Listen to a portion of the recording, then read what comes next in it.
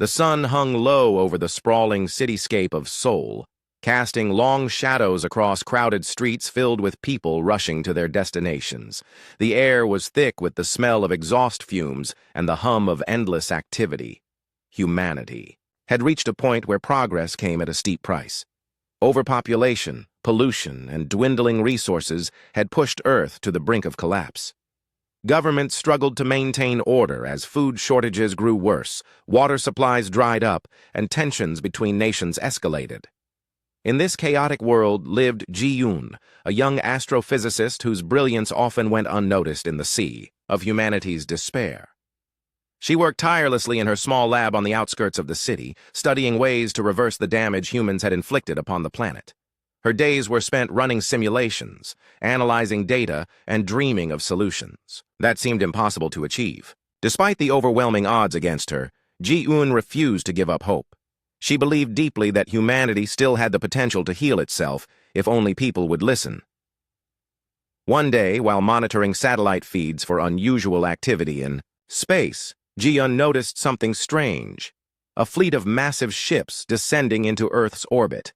At first, she thought it might be another failed attempt by one of Earth's desperate governments to launch a colonization mission. But these ships were unlike anything she had ever seen before. They glowed faintly with an otherworldly light, their sleek designs far surpassing any human technology. Curiosity quickly turned to alarm when news broke across every channel. Aliens had arrived. The beings called themselves the Vrylith. Their leader, Kalen, addressed the United Nations via holographic transmission. Standing tall and imposing, his voice echoed through chambers packed with world leaders. "We come not as conquerors," he declared, "but as saviors. Your planet is dying. Your species teetering on the edge of extinction. We offer you salvation, a chance to join us among the stars." Kalen explained that the Vrylith had been observing Earth for centuries, watching as humanity squandered its resources and destroyed its environment. He claimed they could no longer stand idly by while such a promising species self-destructed. The solution: leave Earth behind entirely and relocate to planets prepared by the Vrylith. These new worlds promised abundant resources, clean air, and opportunities for growth beyond what Earth could provide. To many, the proposal sounded like a miracle. Crowds gathered outside government buildings, cheering at the prospect of escape from the misery of their lives. Politicians debated fiercely, but ultimately agreed that accepting the Vrylith's offer was the only viable path forward. Plans were made to evacuate as much of the population as possible within 6 months. But not everyone shared the same enthusiasm. Ji-yoon watched the announcement with growing unease. Something about the Vrylith's sudden appearance felt wrong. Why now? Why wait until Earth was on the verge of collapse? And why did Kalen speak so confidently about abandoning the planet rather than helping humanity save it? Determined to voice her concerns, Ji-eun attended a public forum held by the Korean government to discuss the evacuation plans. The room buzzed with excitement as officials outlined logistics, timelines, and reassurances about life aboard the Vrylith ships. When the floor opened for questions, Ji-eun stood up, clutching a folder filled with research papers. "Why are we abandoning Earth?" she asked, her voice steady despite the nervous flutter in her chest. "This planet has been our home for millions of years. If we leave now, we're giving up everything we've built, the lessons we've learned, the sacrifices we've made. Isn't there a way to fix things here instead?" Her question was met with murmurs of disapproval. One official, clearly irritated, responded, "Dr. Ji-eun, I understand your passion, but let's be realistic. Look around you. Our ecosystems are collapsing, our cities are drowning in waste, and billions are starving. What exactly do you propose?" "We do? Wave a magic wand and make all our problems disappear?" Ji-yoon clenched her fists, but forced herself to remain calm. "I'm not suggesting we ignore the severity of the situation," she said, "but leaving isn't the answer.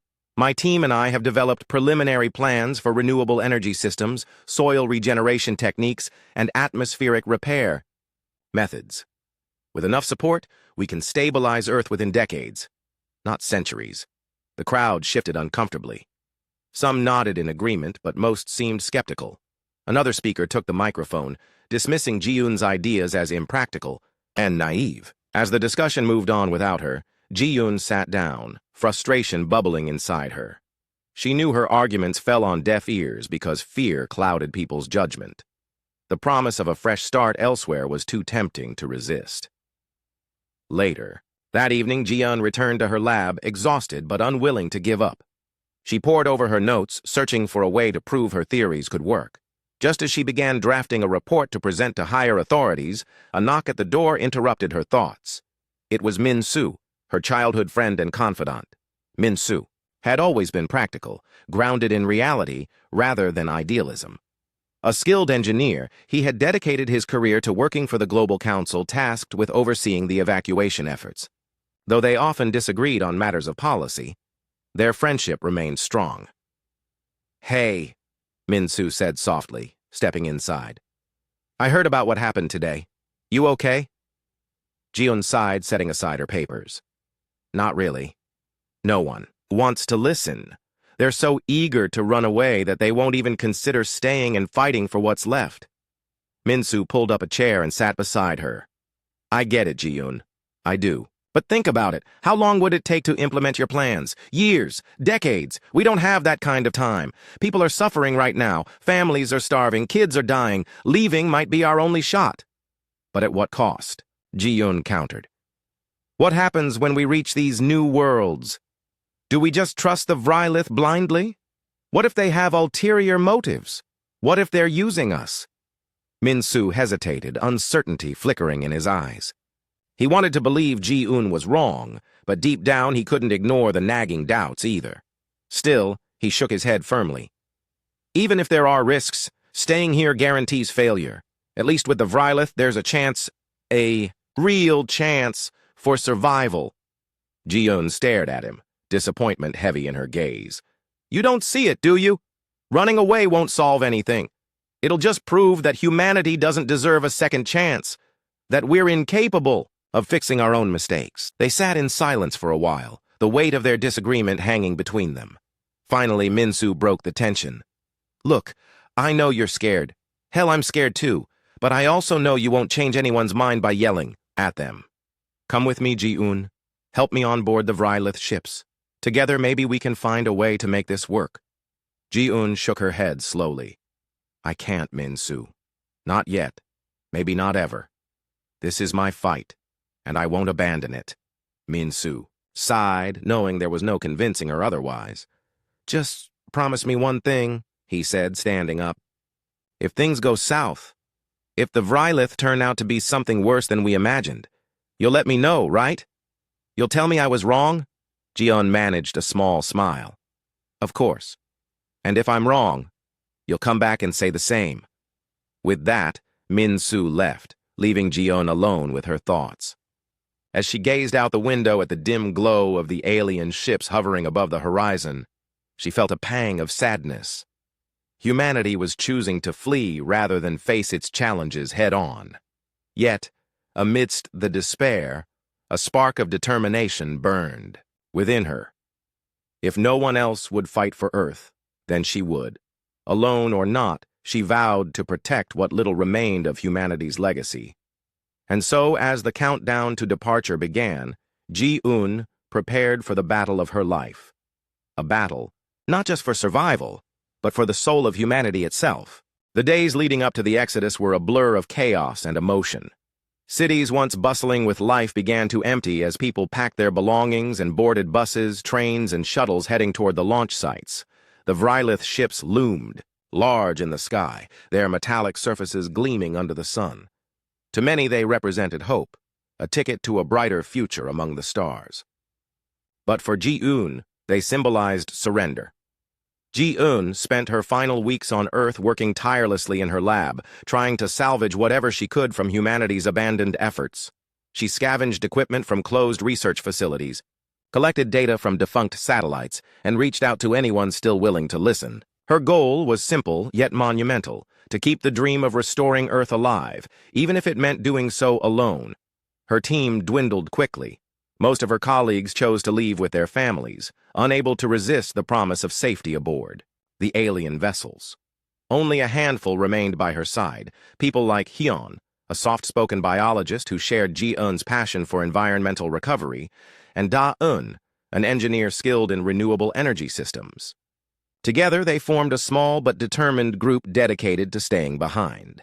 As the departure date approached, the streets grew eerily quiet. Shops were shuttered, homes left unlocked, and vehicles abandoned at curbsides. It was as though humanity had collectively turned its back on the planet that had nurtured it for millennia. Ji-eun walked through the deserted neighborhoods, her heart heavy with grief. She saw remnants of lives interrupted, forgotten toys lying on sidewalks, half-packed suitcases sitting in driveways, and graffiti scrawled on walls. "Goodbye, Earth," or "We'll miss you." Min-soo visited Ji-eun one last time before he was scheduled to board his assigned ship. He found her standing on the roof of her lab, staring up at the massive alien fleet above. His expression was a mix of sadness and resolve as he approached her. "You're really not coming, are you?" Min-soo asked, his voice tinged with regret. Ji-eun shook her head without looking at him. "I can't, Min-soo. This is where I belong. If everyone leaves, who will take care of Earth? Who will remember what we've lost?" Min-soo sighed deeply. "You know how much I admire your determination, Ji-eun, but this feels reckless. What if something goes wrong? What if the Vrylith aren't what they seem? You'll be all alone here." "I'm used to being alone," Ji-eun replied, finally turning to face him. Her eyes softened as she added, "But I won't be completely alone. There are others who believe in this cause. And besides, I'd rather fail fighting for Earth than succeed running away from it." Min-soo didn't argue further. He knew better than to try changing her mind. Instead, he pulled a small device from his pocket and handed it to her. "Take this," he said. "It's a long-range communicator. If anything happens, if you need help, you can reach me. Promise me you'll use it." Ji-eun accepted the device reluctantly, knowing it might never get used. Still, she appreciated the gesture. "Thank you, Min-soo. Stay safe out there." "You, too," Min-soo said, managing a weak smile. "And hey, maybe when things settle down, I'll come back. We'll rebuild together, just like you always wanted." With those words, Min-soo turned and walked away, leaving Ji-eun to watch him disappear into the distance. Later that evening, she climbed back onto the rooftop as the first wave of evacuees began boarding the Vrylith ships. The sight was both awe-inspiring and heartbreaking. Thousands of tiny lights ascended into the night sky, carrying humanity's hopes and fears into the unknown. When the last ship vanished beyond the horizon, Ji-eun felt an overwhelming sense of emptiness. For the first time in her life, Earth truly felt deserted. She sat there for hours, tears streaming down her face, mourning not just the loss of human presence, but also the collective failure to preserve the planet's beauty and potential. In the weeks that followed, Ji-eun and her team focused on survival. With most infrastructure shut down, basic necessities like electricity and clean water became scarce. They relied on solar panels and makeshift filtration systems to sustain themselves. Food supplies were limited, forcing them to ration carefully and explore alternative sources such as algae farms and edible plants growing in abandoned greenhouses. Despite the hardships, Ji-eun refused to let despair take hold.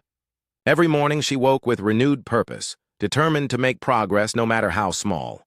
Under her leadership, the group initiated several projects aimed at reversing Earth's decline. They planted trees in barren fields, cleaned polluted rivers, and experimented with methods to reduce carbon levels in the atmosphere. Slowly but surely, signs of life began returning to areas long considered dead. Hyun proved invaluable in these efforts, using her knowledge of ecosystems to reintroduce native species to damaged habitats. Dae-eun, meanwhile, worked tirelessly to develop sustainable energy solutions, ensuring their operations wouldn't rely on fossil fuels or other harmful resources. Even amidst the desolation, their work gave them a sense of meaning and accomplishment.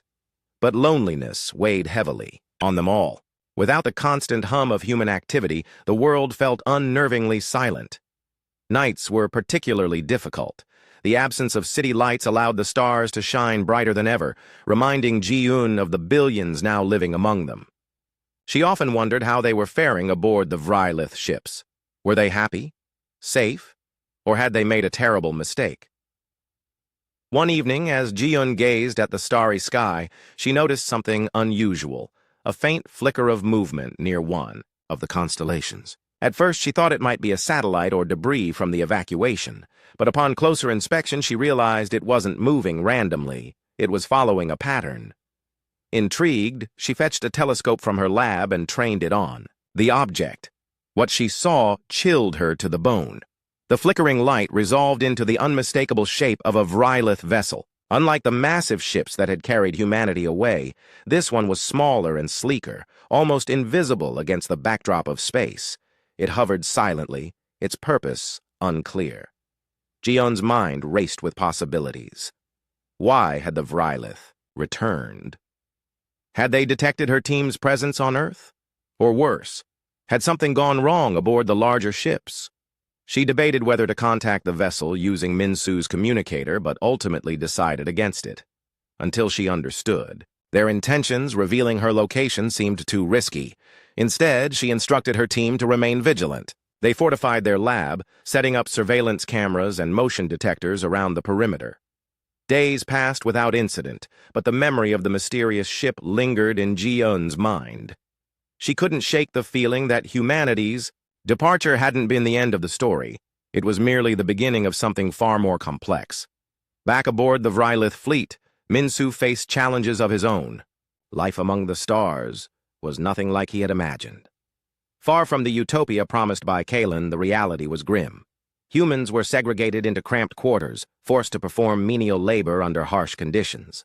Food rations were meager, medical care non-existent, and freedom severely restricted. At first, Min-Su tried to stay optimistic. He told himself that sacrifices were necessary, that the hardships would eventually lead to a better future. But as time went on, the truth became impossible to ignore. The Vrylith weren't saviors, they were exploiters. Their entire operation revolved around extracting resources from humans, treating them as little more than disposable tools. Min-Su's engineering skills earned him a position in the maintenance crew, where he repaired machinery and monitored life support systems. Though grateful for the relative safety of his role, he couldn't ignore the suffering around him. Every day, he witnessed acts of cruelty and oppression, guards beating prisoners, families torn apart, and individuals collapsing from exhaustion. Among the captives, whispers of rebellion began to spread. Some spoke of organizing a revolt, while others dreamed of escaping back to Earth. Min-Su listened quietly, unsure of what to believe. He thought often of Ji-Yun, wondering if she had predicted this outcome. Had she known the Vrylith's true nature all along? One night, while inspecting a malfunctioning generator, Min-Su overheard two guards discussing plans for an upcoming inspection. According to them, Kalen himself would be visiting the ship soon, a rare event that sparked both fear and opportunity among the prisoners. Rumors circulated that someone within the resistance intended to assassinate him during his visit. Though skeptical of such bold action, Min-Su couldn't deny the appeal of striking back against their oppressors. He began seeking out members of the underground network, eager to learn more about their strategies and goals. To his surprise, he discovered that many viewed Ji-Yun as a symbol of defiance, a reminder that humanity still possessed the strength to fight for its dignity. Inspired by their stories, Min-Su made a decision. If Ji-Yun could stand firm in the face of despair, then so could he. Perhaps the battle for humanity's future wasn't confined to Earth after all. Maybe it extended to the stars, where courage and resilience could still ignite change. As Min-Su prepared to join the resistance, he couldn't help but wonder what Ji-Yun would think of his choice. Would she approve? Or would she remind him of the risks involved? Either way, he knew one thing for certain. Humanity's worth had been ignored for far too long, and sooner or later the price would have to be paid. Months passed aboard the Vrylith fleet, and the reality of their situation became clearer with each passing day. Life for the humans was harsh and unforgiving. The alien ships were vast, but they felt like prisons. Every corridor was cold and metallic, every room dimly lit, and every corner watched by the ever-present Vrylith guards. The humans worked tirelessly in mines, factories, and maintenance bays, their labor fueling the empire of their captors. Min-Su had adapted to his role as part of the maintenance crew, fixing broken machinery and ensuring life support systems functioned properly. It was dangerous work, but it gave him access to areas of the ship that most prisoners never saw. Over time, he learned to navigate the labyrinthine corridors, memorizing hidden passages and weak points in the Vrylith security systems. He used this knowledge cautiously, knowing that one wrong move could mean death, or worse. Despite the oppressive conditions, Min-Su refused to give up hope. He often thought of Ji-Yoon, imagining her back on Earth, working to heal the planet humanity had abandoned. Her determination inspired him to stay strong, even when despair threatened to overwhelm him. He began sharing stories of her bravery with others, spreading whispers of a woman who had chosen to stay behind rather than flee. Slowly, these stories took on a life of their own, becoming a symbol of resistance among the captives. The rebellion grew quietly at first, spreading through hushed conversations and secret meetings. Prisoners shared information about guard schedules, supply routes, and vulnerabilities in the ship's infrastructure. They dreamed of freedom, though few believed escape was possible. Still, the idea of fighting back gave them purpose, a reason, to endure the endless toil and suffering. One evening, while repairing a damaged ventilation system, Min-Su encountered a young woman named Suwa. She was new to the maintenance crew, her hands still raw from days of hard labor. Her eyes darted nervously as she handed him a wrench, clearly uncomfortable being so close to someone she didn't know. "You're Min-Su, right?" she asked hesitantly. "I've heard people talk about you." Min-Su paused, studying her face. "What have you heard?" "That you're different," she said, lowering her voice. "That you don't just follow orders, that you care about what happens to us." Min-Su chuckled bitterly. "Caring doesn't change much around here." "But it gives people hope," Suwa replied firmly. "Hope is all we have left." Her words struck a chord with Min-Su. For months, he had focused solely on survival, burying his emotions under layers of practicality. But Suwa reminded him of something important. Hope wasn't just a feeling, it was a weapon. If enough people believed in a better future, they might find the strength to fight for it. Over time, Min-Su and Suwa grew closer, bonding over their shared desire to resist the Vrylith. Together, they began gathering information about the ship's operations, piecing together clues about its weaknesses. They discovered that the Vrylith relied heavily on automated systems to manage resources and control the human population. Disrupting these systems could cripple the ship's efficiency, giving the prisoners a chance to strike back. Meanwhile, back on Earth, Ji-Yoon faced challenges of her own. Though her team had made remarkable progress restoring parts of the planet, the isolation weighed heavily on them. Supplies were running low, and the constant threat of illness or injury loomed large. Yet Ji-Eun remained steadfast, channeling her energy into her work. Each tree planted, each river cleaned, and each patch of soil regenerated brought her a small measure of peace. One morning, as Ji-Yoon surveyed a newly restored field, Hyeon approached her with an urgent expression. "We've picked up something strange," she said. "It's coming from space." Ji-Yoon frowned. "What do you mean?" Hyeon led her back to the lab, where Da-eun was monitoring a series of signals displayed on a screen. "It's a transmission," Dae-yoon explained. "Weak, but consistent. Looks like it's coming from one of the Vrylith ships." Ji-Yoon's heart raced as she studied the data. Could it be a message from Min-Su? Or perhaps a sign that others aboard the fleet were resisting their captors? Whatever the source, it was proof that life beyond Earth hadn't been forgotten. "We need to respond," Ji-Yoon said firmly. "If there are people out there fighting, we owe it to them to help." But reaching the Vrylith fleet wouldn't be easy. Their ships were light years away, far beyond the range of any communication device. Even if they managed to send a signal, there was no guarantee it would reach its intended recipients, or that it wouldn't attract unwanted attention. Still, Ji-Eun refused to let fear stop her. With Hyeon and Da-eun's help, she modified an old satellite dish to amplify their transmission. For days, they worked tirelessly, fine-tuning frequencies and encrypting messages to avoid detection. Finally, they sent their first signal, a simple greeting followed by coordinates pointing to Earth. As they waited anxiously for a response, Ji-Eun couldn't shake the feeling that humanity's fate hung in the balance. If the Vrylith intercepted their message, It could spell disaster for everyone involved. But if it reached the right ears, it might spark a movement capable of changing the course of history.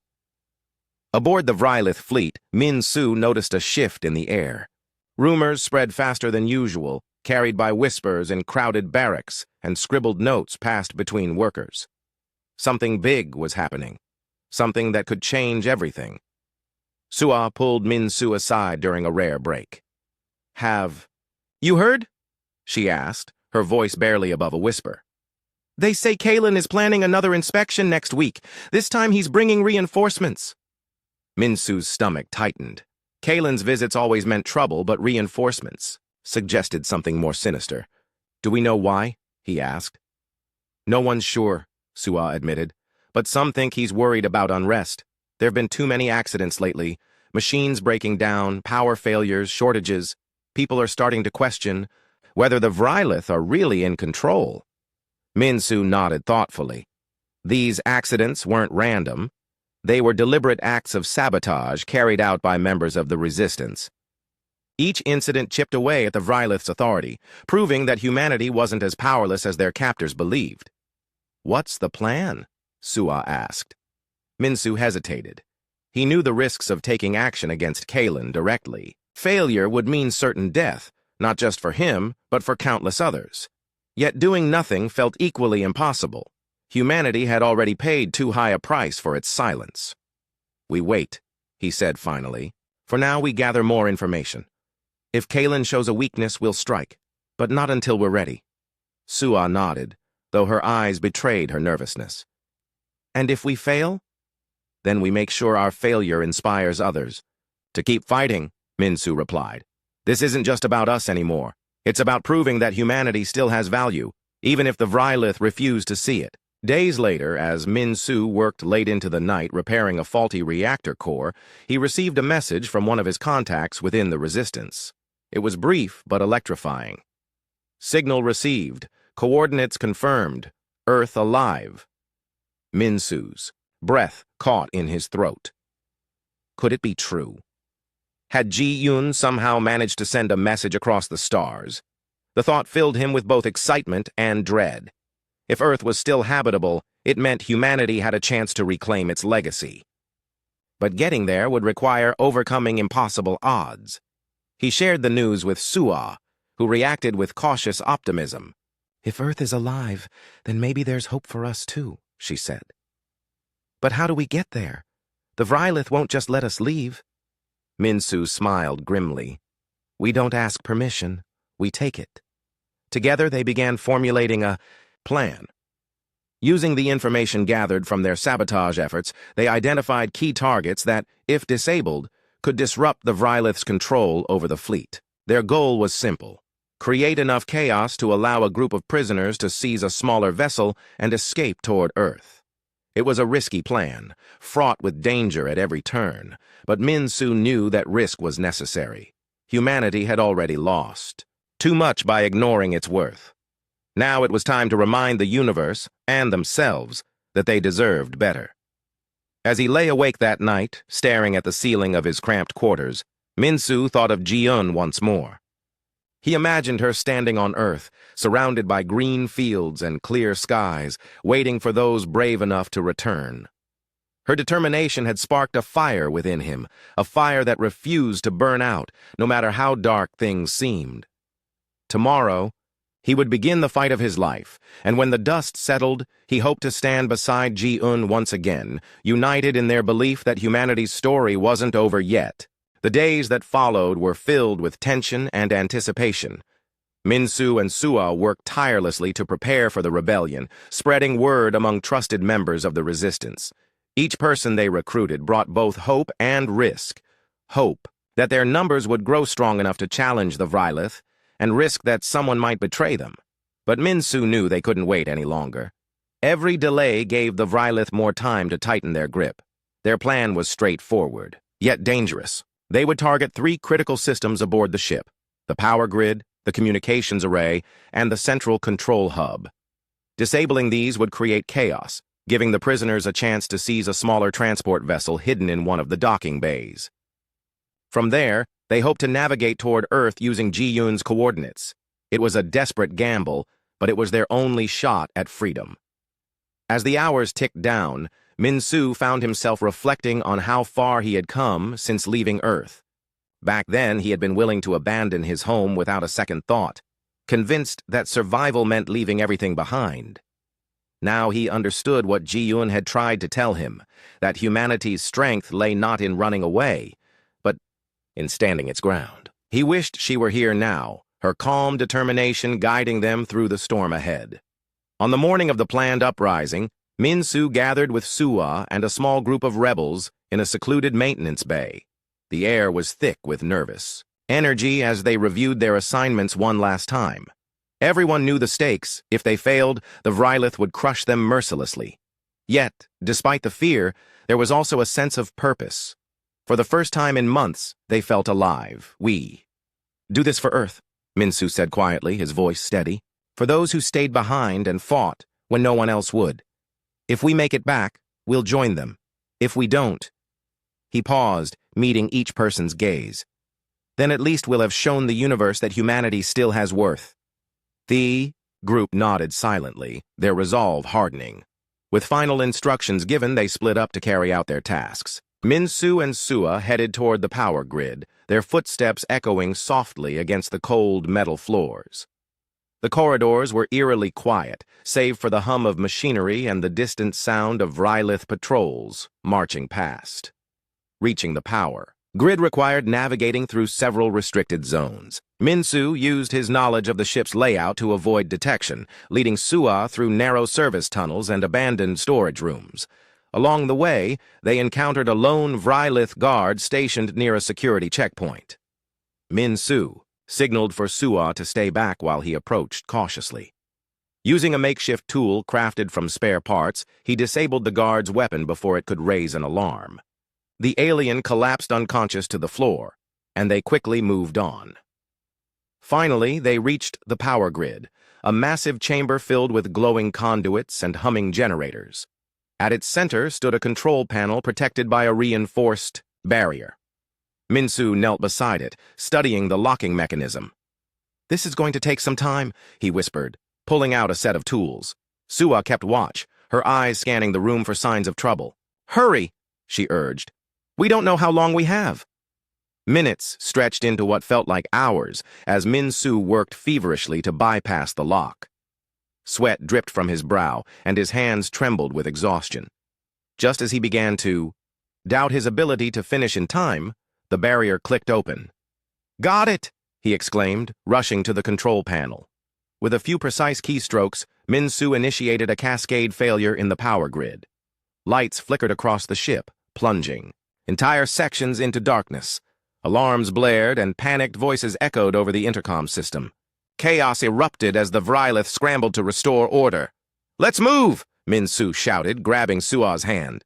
Together, they sprinted back toward the rendezvous point, dodging confused guards and fleeing prisoners along the way.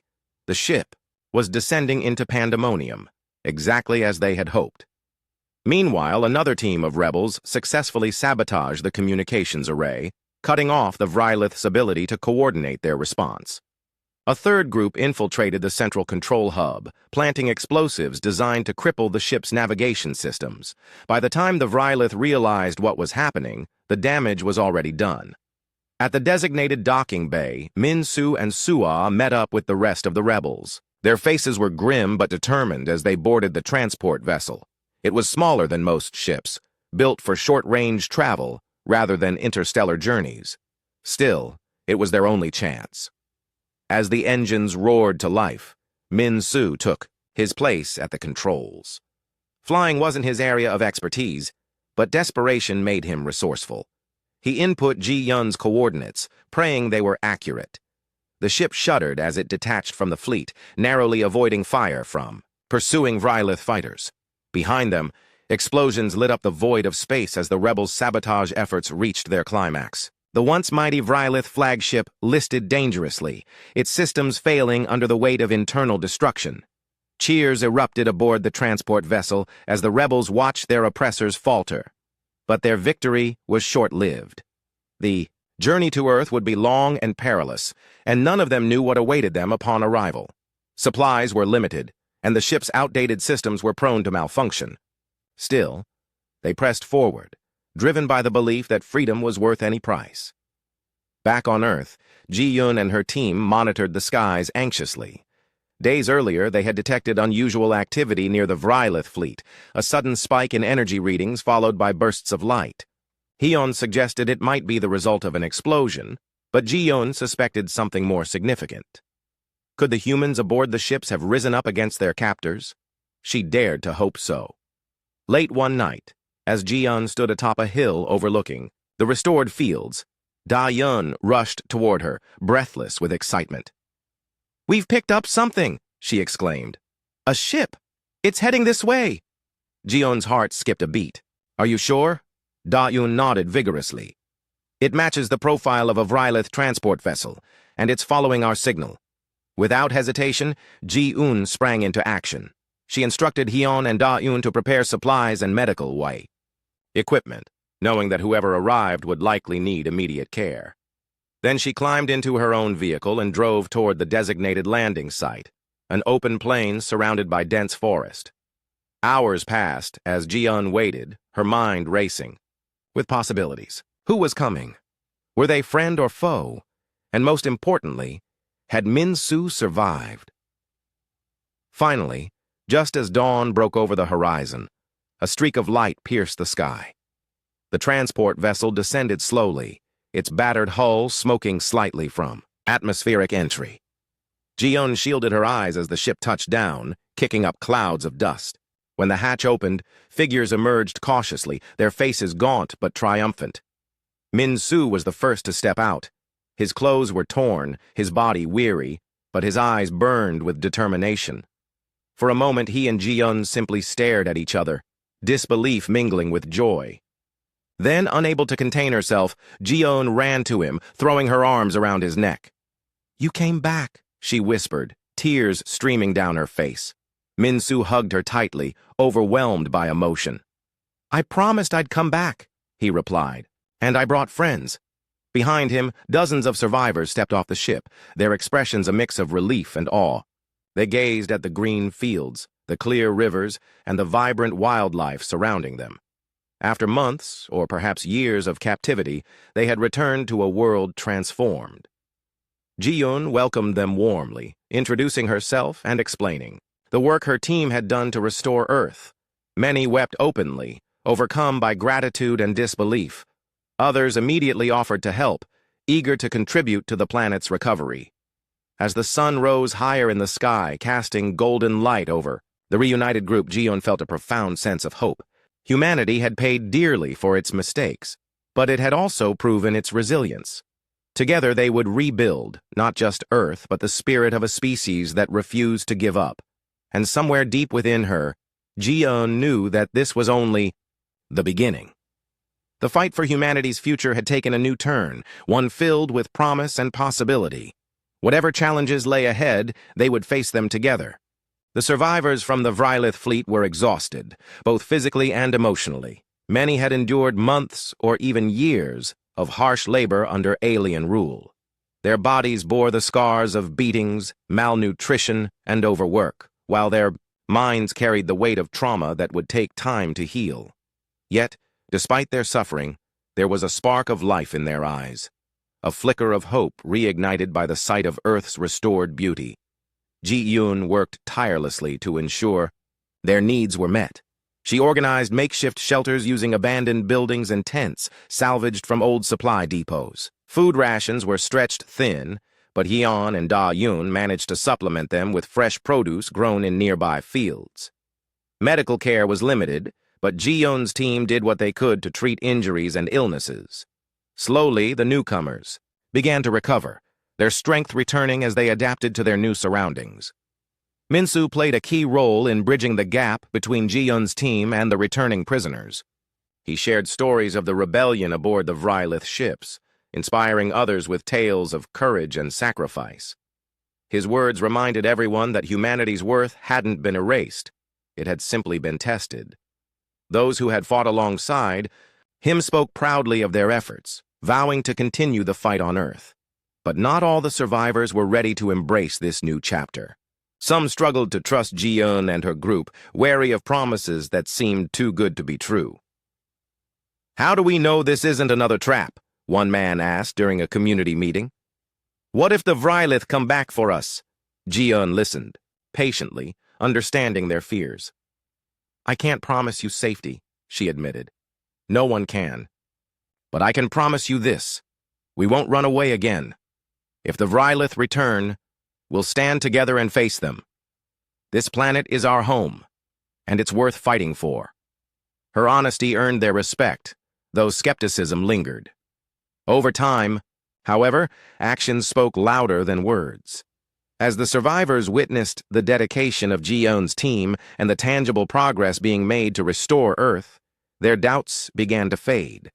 They started pitching in, contributing skills and knowledge gained during their captivity. Farmers taught sustainable growing techniques, engineers repaired damaged equipment, and teachers organized lessons for children born aboard the alien ships.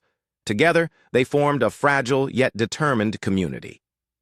One evening, as the sun dipped, below the horizon, Min-soo joined Ji-eun on a hill overlooking the settlement. The air was cool and crisp, carrying the scent of blooming flowers and freshly turned soil. Below them, lights twinkled like stars scattered across the landscape. Lanterns hung outside homes, fires crackling in communal cooking areas, and solar panels glowing faintly in the twilight. "It's beautiful," Min-soo said softly, breaking the silence. "I almost forgot how quiet Earth could be." Ji-eun smiled, her gaze fixed on the distant horizon. "It's still broken," she replied, "but it's healing. That's something, isn't it?" Min-soo nodded, his thoughts drifting to the challenges ahead. While Earth offered sanctuary, it wasn't without its dangers. Resources were scarce, and rebuilding infrastructure would require ingenuity and patience. Worse, the threat of the Vrylith loomed large. Though their flagship had been crippled, other ships remained operational. It was only a matter of time before they returned to reclaim what they had lost. "We need to prepare," Min-soo said after a moment. "If the Vrylith find us here, we'll need defenses." Ji-eun sighed, knowing he was right. "We've already started fortifying the area," she explained. "Hyun's designing traps and barriers to slow them down, and Da-eun's working on repurposing old technology into weapons. But it's not enough. We're outnumbered and outgunned." "Then we'll have to rely on something else," Min-soo replied firmly. "Speed, strategy, and surprise. The Vrylith are powerful, but they underestimate us. That's our advantage." Ji-eun turned to look at him, admiration shining in her eyes. "You've changed," she said. "When I first met you, you thought running away was the answer. Now you're talking about standing your ground." Min-soo chuckled, scratching the back of his neck.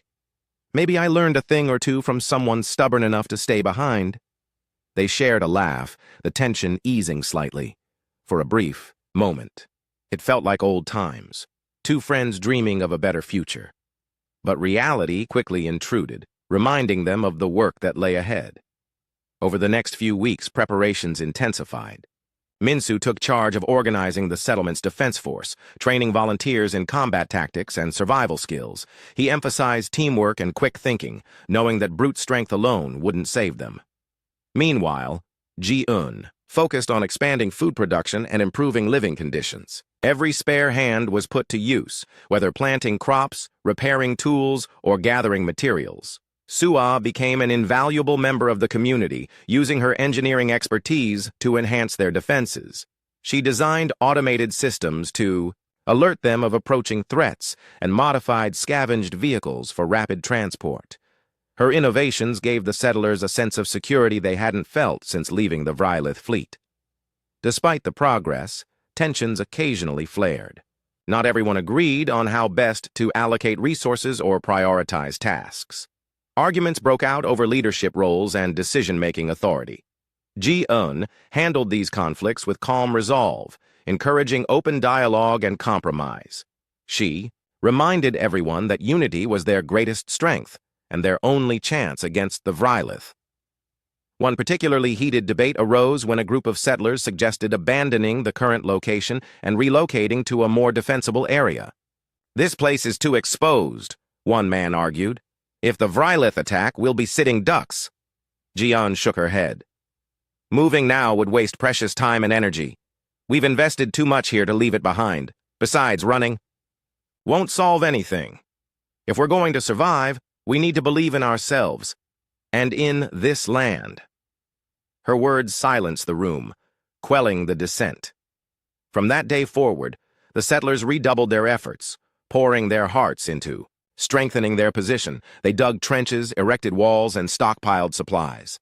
By the time winter arrived, the settlement resembled a fortified village, ready to withstand whatever came its way. Months passed without sign of the Vrylith. The absence of immediate danger allowed the community to focus on rebuilding, but it also bred unease. Rumors circulated about secret transmissions intercepted from deep space, warning of an impending invasion. Others claimed to have seen strange lights in the sky, though no evidence supported these claims. Ji-un tried to reassure everyone, emphasizing the importance of staying vigilant without succumbing to paranoia. Still, sleepless nights became common as people kept watch for any hint of trouble. Even Min-Su found himself pacing late into the night, haunted by visions of Kalon leading an armada of ships toward Earth. One cold morning, those fears came true. A lookout stationed on a hilltop spotted movement in the distance, a fleet of sleek vessels descending through the clouds. At first glance, they appeared similar to the Vrylith ships, but closer inspection revealed subtle differences in design. These ships were smaller, faster, and armed with advanced weaponry. The alarm sounded, sending the settlement into a frenzy. Families scrambled to gather belongings, while defenders rushed to their posts.